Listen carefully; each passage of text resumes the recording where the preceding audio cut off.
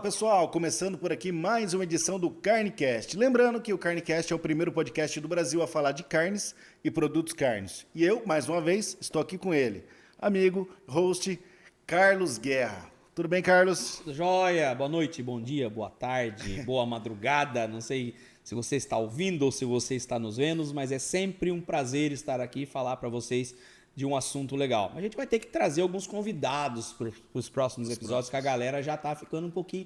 Falaram ali, cara, vocês fizeram o primeiro, lançou o Darcio ali, depois o segundo ficou legal, mas o terceiro não vai ter novidade, cadê as novidades, convidados? A gente vai trazer convidados para vocês relevantes, a gente promete, mas vamos aqui nós dois tocando e falar de um assunto que é bem polêmico, Bem delicado, né? bem delicado de falar na indústria de carnes, mas vamos tentar ter um tato ali. Qualquer coisa a gente corta algumas coisas ali depois, né, Darcio? Ainda bem que tem a edição, né? É, a edição do pessoal do Galpão 9 aqui, que sempre acolhe a gente muito bem, que prepara esse estúdio aqui legal pra gente, essa qualidade visual. Os modelos não ajudam, né, Darcio? O Lucas foi embora, agora os modelos não... Os modelos não estão ajudando muito no vídeo, mas o importante é o assunto que é relevante. A caneca é bonita, o estúdio é bonito. Mas a gente os hosts não ajudam muito. A gente tenta compensar com a qualidade do conteúdo, tá? Com o conteúdo.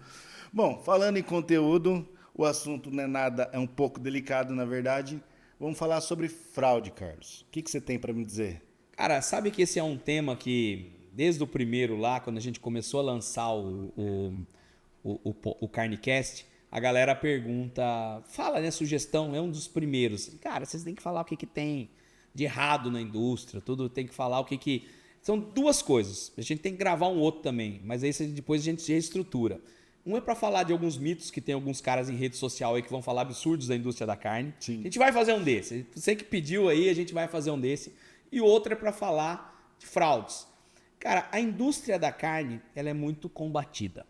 A indústria de processados de forma geral, a carne causa câncer, ainda mais se forem embutidos, ultraprocessados. Se você comer isso todo dia, você vai morrer. E é a questão dos conservantes, é um monte de coisa. Será que sabe onde tem fumaça tem fogo, né? Será que assim a indústria também é totalmente, não a indústria de forma geral, mas o mercado de todo é totalmente lícito, totalmente legal? Então é um assunto veio muito à tona quando teve o episódio que publicamente ficou conhecido aí como Carne Fraca, que estava baseado em fraudes, né? Em supostas fraudes. Depois a gente pode discutir se eram legítimas ou não. Mas para a gente falar de fraude, a gente tem que definir o que é fraude. O que você entende em casa como fraude? Tecnicamente, a gente divide, quando a gente fala, por exemplo, de segurança de alimentos, que fraude é alguma coisa intencional, que eu faço para ter vantagem financeira, para obter lucro. Eu tenho em segurança de alimentos, eu trato dois assuntos de uma forma, muita gente às vezes confunde os assuntos, que é o tal do food fraud, a fraude, né? E o food defense, a defesa do alimento. O food fraud é quando eu tenho, o objetivo é ter lucro. Qualquer coisa que eu faço de forma intencional para obter lucro.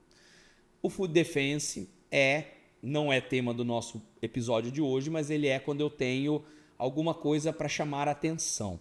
Para bioterrorismo, por exemplo. Eu coloco um veneno dentro de um produto porque eu quero fazer o terrorismo, eu quero prejudicar alguém. Ou funcionário do frigorífico está pé da vida com o patrão porque teve que fazer hora extra ou porque está cumprindo aviso, ele vai lá e sacaneia e coloca algum produto que sacaneia a empresa. Então, a grande diferença é que um visa lucro e quer ser escondido, então a fraude é difícil de você ser descoberto, porque o cara que faz, ele quer esconder, ele não quer ser descoberto, e o food defense o cara faz para ser descoberto, ele quer ferrar alguém, então ele quer que aquilo venha à tona, para surtir o efeito que ele tem. Então é a grande diferença. E aí eu começo a pensar o que a galera pode fazer para ganhar dinheiro.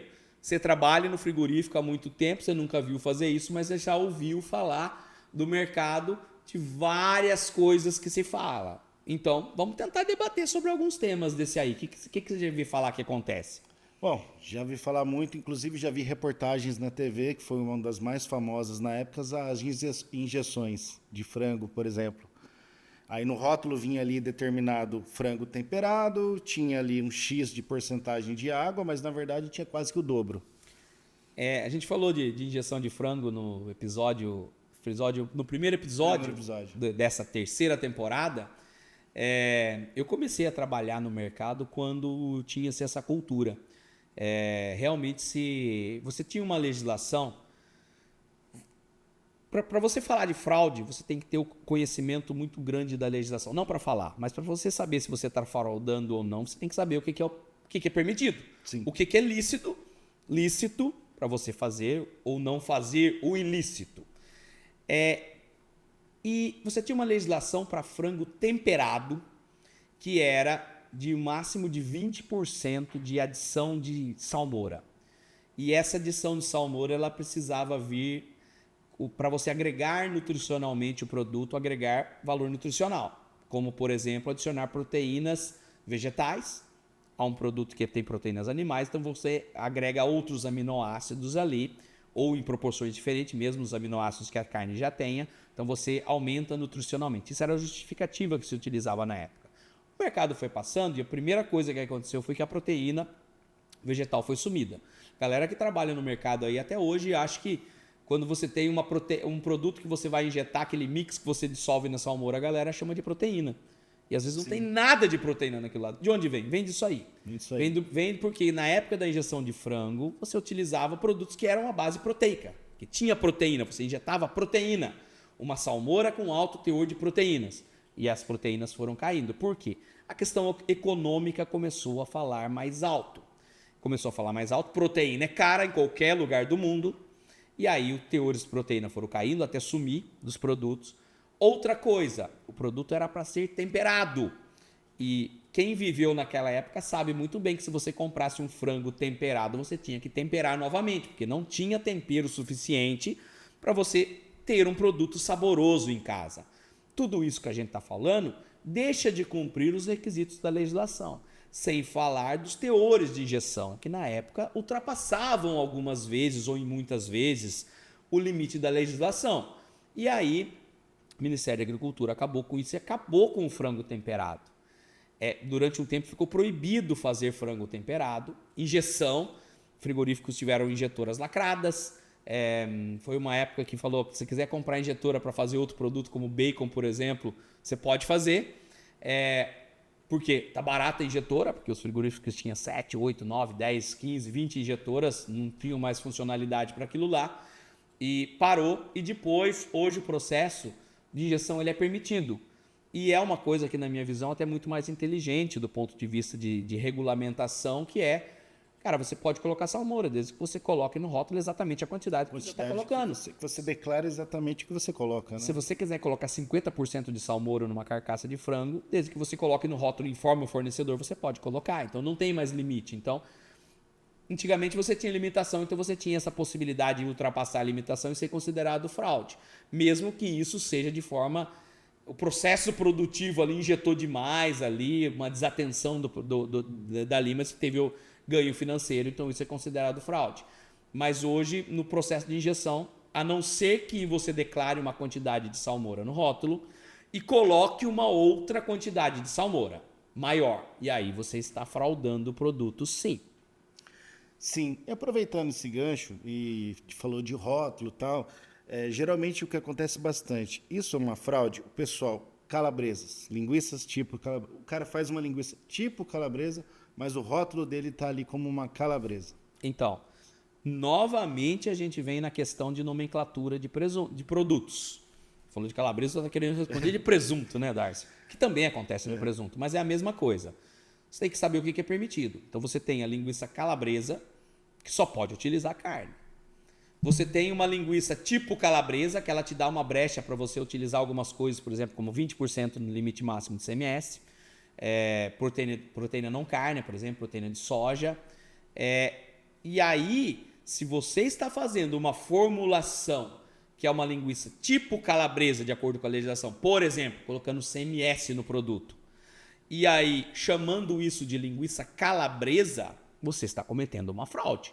Porque no padrão de identidade e qualidade de linguiça calabresa eu não posso utilizar CMS.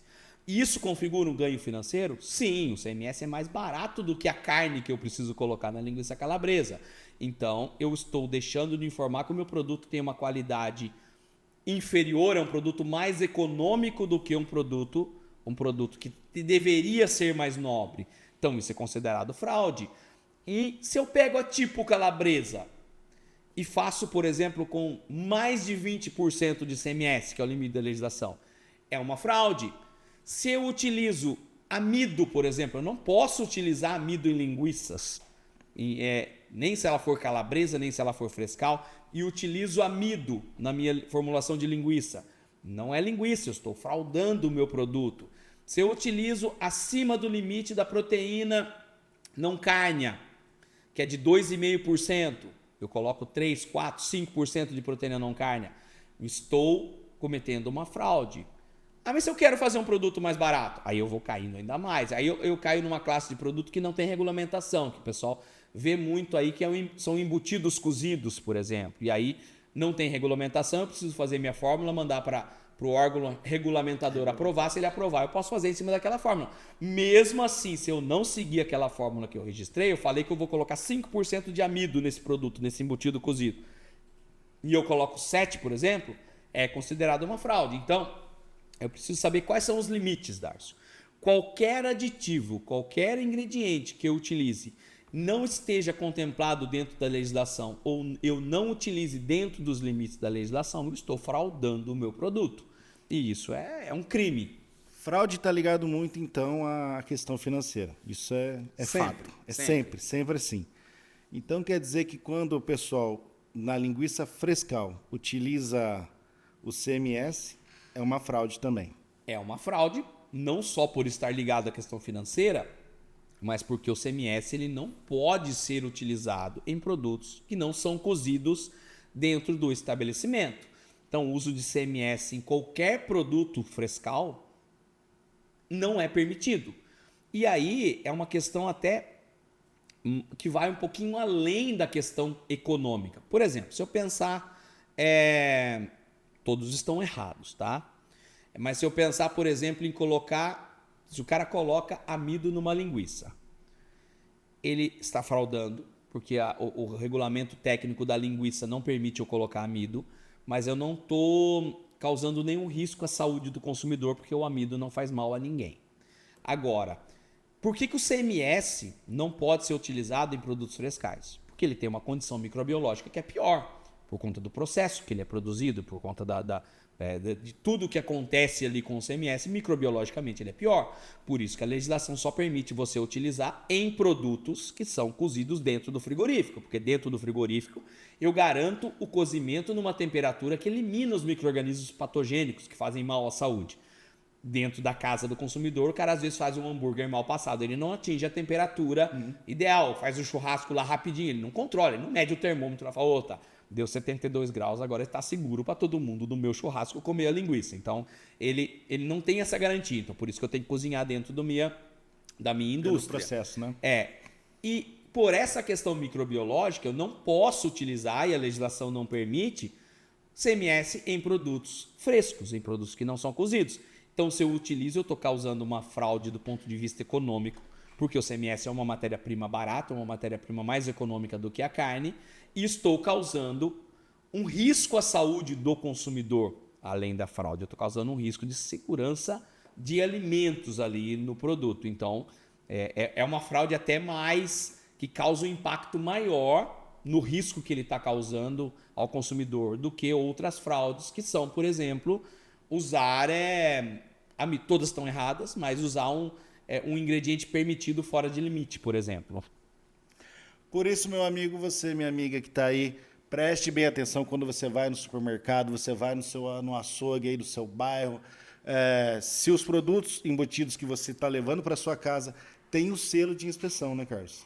Exatamente. Se eles são regulamentados, é uma fraude, é um crime eu produzir um alimento, sendo que eu não estou apto para produzir aquele alimento do ponto de vista sanitário.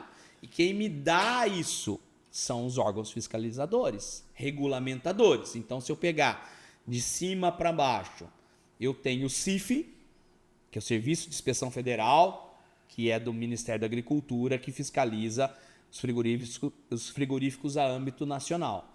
Depois eu tenho o Serviço de Inspeção Estadual, o SIS, e o Serviço de Inspeção Municipal, que são o SIM. Algum desses eu tenho que ter para produzir qualquer tipo de linguiça. Então, isso vai estar escrito lá no rótulo. Tem diferença entre eles? Tem diferença entre eles. Você sabe muito bem que o frigorífico, para ter um CIF, ele tem um fiscal 24 horas ou pelo menos um tempo determinado para uma escala direto dentro do frigorífico. Já quando você passa para CIS, você tem estados que apertam mais, estados que apertam menos. E quando você passa para CIM, você tem municípios que têm estruturas bem precárias de fiscalização que não conseguem abranger a área toda e muitas das vezes as coisas acabam passando batido. Não é que o cara que tem CIF não consegue fraudar, já que o assunto é fraude, e o cara da inspeção municipal consegue fazer. A fraude vai muito da índole de quem está do lado de lá em fazer uma coisa correta ou não fazer uma coisa correta. Pelos controles de qualidade, todas as empresas precisam ter controle de qualidades, mas você tem estruturas dentro do nosso país que é muito grande, que você tem a possibilidade de não ser pego mais facilmente do que em outras estruturas, que tornam isso, o próprio mecanismo torna isso mais fácil, até mesmo pelo entendimento, Darcio. Você quer ver uma coisa muito comum, que chama muito atenção, são corantes. Dentro de produtos carnes, você só pode utilizar corantes que estão, todos os aditivos, na verdade. Você tem uma lista da Anvisa de todos os aditivos que podem ser utilizados em todos os produtos de alimentos. O que não está naquela lista eu não posso usar. Se você quer ter dúvidas, por exemplo, se eu posso usar corante artificial numa linguiça frescal, olha a legislação de linguiças frescais e vê se tem lá o corante artificial que você quer fazer. Bordeaux, Ponceau, por exemplo, você não vai encontrar. E na própria legislação já tem até a quantidade que você pode utilizar, né? Sim.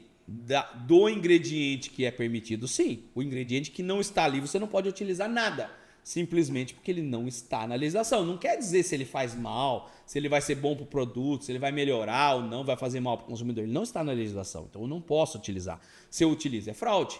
Então, por exemplo, os corantes artificiais não podem ser utilizados em produtos carnes, em linguiças frescais, em linguiças cozidas, por exemplo, em presuntos, apresuntados. Só posso utilizar os naturais, entre eles, por exemplo, carmim de cochonilha, por exemplo, que a galera está sofrendo muito no mercado por conta de crises do carmim. Então é importante a gente falar que sempre se tem que procurar a legislação que está atrelada ao serviço de inspeção. E se eu utilizo acima do limite, eu também estou fraudando. Bom, importante de tudo isso, o que mais chama atenção nesse episódio é que você que está aí, preste bem atenção a hora que você for no mercado, for no açougue, e que você possa ler cada vez mais os rótulos que estão presentes ali, que são obrigatórios estar nos embutidos, né? Então leia ali o rótulo, a tabela nutricional, veja se a lista de ingredientes é condizente com aquele produto. Então preste bem atenção, tá? Hoje é muito fácil você checar isso, né? Você digita no Google quais os ingredientes permitidos. Às vezes ele não vai dar com uma certa precisão, mas se você não tem conhecimento do assunto, ele vai te dar uma noção de que aquilo ali é correto ou não é correto. Presta atenção. Sim. Bom, e assim encerramos mais um episódio. Muito obrigado você mais uma vez pela sua audiência. Deixa aí o seu like. Você que ainda não se inscreveu no canal, se inscreva e dá um like. Curte, compartilha, fala se está gostando, comenta, dê sugestões de episódio. Espero ter vocês aqui na próxima. Obrigado, Darcio. Obrigado você aí que passou mais um tempo aí conosco para mais um assunto do frigorífico. Até a próxima. Valeu, gente. Obrigado. Até mais.